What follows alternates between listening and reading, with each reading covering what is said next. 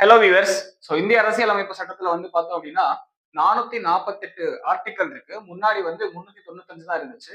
அதே மாதிரி இன்னைக்கு 25 பிரிவா பிரிச்சிருக்காங்க. பகுதிகள்னு சொல்லுவாங்க. 25 பகுதி இருக்கு. முன்னாடி 22 பகுதி தான் இருந்துச்சு. அதாவது அரசியலமைப்பு சட்டம் நடைமுறைக்கு வர்றப்போ 22 பகுதி தான் இருந்துச்சு.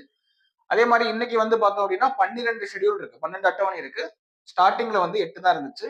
இந்த இந்திய அரசியலமைப்பு சட்டத்தை ஸ்டார்டிங்ல இருந்து இப்போ வரைக்கும் 106 வாட்டி திருத்தம் பண்ணியிருக்காங்க. சிஏஏனா கான்ஸ்டிடியூஷனல் அமெண்ட்மெண்ட் ஆக்ட் 106 வாட்டி திருத்தம் பண்ணியிருக்காங்க.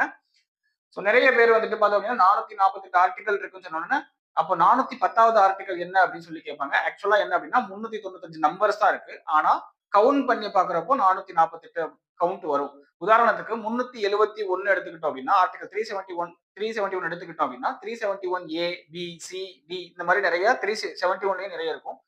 தனித்தனியா கவுண்ட் பண்ணி பாக்குறப்போ மொத்தம் 448 ஆர்டிகல்ஸ் வரும். தேங்க்ஸ் ஃபார் வாட்சிங்.